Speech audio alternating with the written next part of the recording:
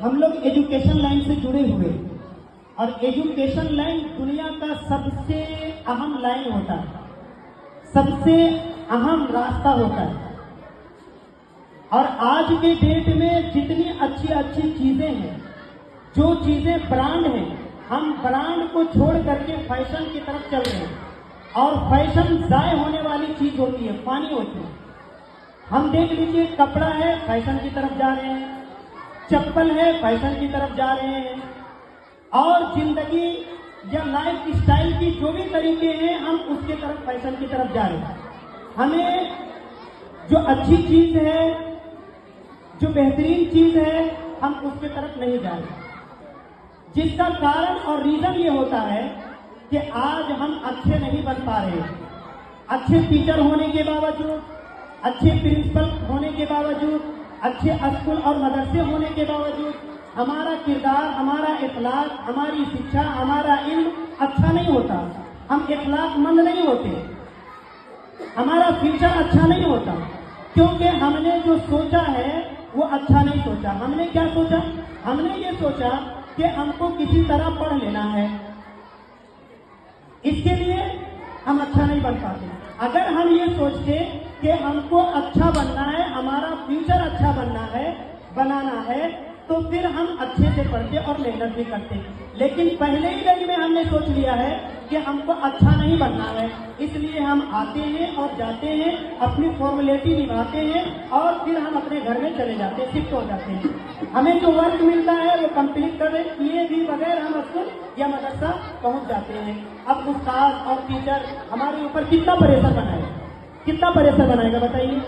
मारने की पाबंदी है, डांटने की पाबंदी है, और बहुत तरह की पाबंदियां हैं। पेरेंट्स का ऊपर दबाव है, टीचर और उस्तादों का हाथ और पैर बांधा हुआ है।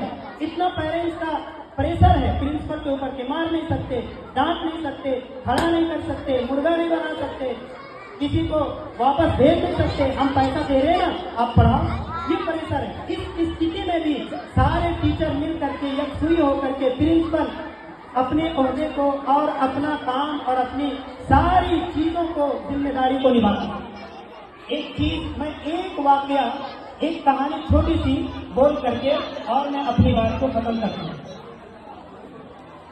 जुनैद बगदादी रहमतुल्लाह अलैह बहुत बड़े वली हैं, जुनैद बगदादी रहमतुल्लाह अलैह, और इसी तरह मौलाना रूमी, इसी तरह अपने जमाने के बहुत बड़े आलिम। मौलाना रूमी रहमतुल्लाह अलैह का एक वाकया नकल करता हूं मैं उनकी किताब में। उन्होंने कहा कि एक शख्स था, उन्होंने एक तोता पाल रखा था।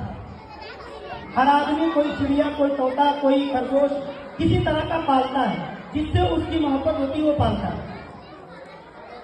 उसने एक तोता पाल रखा था।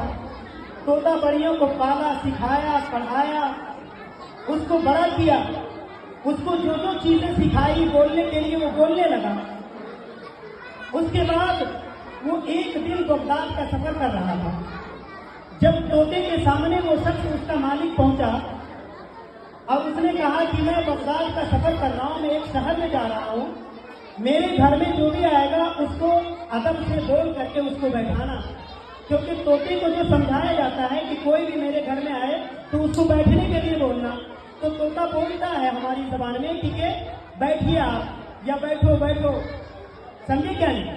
तो उस टाइप का तोते को उसने बोल करके जाना चाहा कि कोई भी मेरे घर में आए अजनबी, या कोई भी मेरा आए तो आप उसको बोलने के लिए, बैठने के लिए आप बोलो।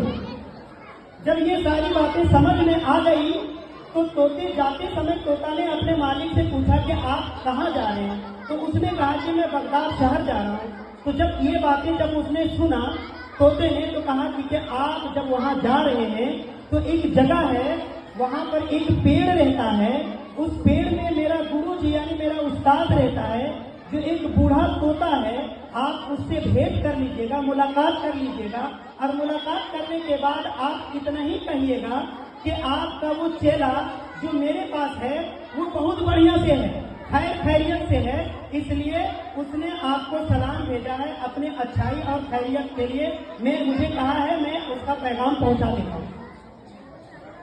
बोला ठीक है मैं पहुंचा दूंगा।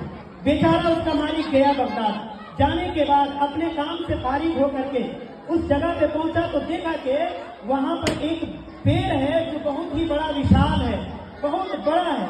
उसके अंदर एक बूढ़ा तोता, जिस तरह बताया था उसके तोते ने, वैसा ही एक तोता उस पेड़ के अंदर मिला। और दूसरे जो इधर उधर और पेड़ थे उसमें बहुत सारे तोते और भी थे। उसके बाद उस बूढ़े तोते से मुतवज्जा होकर के उसके तरफ मुखातब होकर के उसके मालिक ने सारी बातें, सारी पैगाम को पहुंचा दिया। अब जब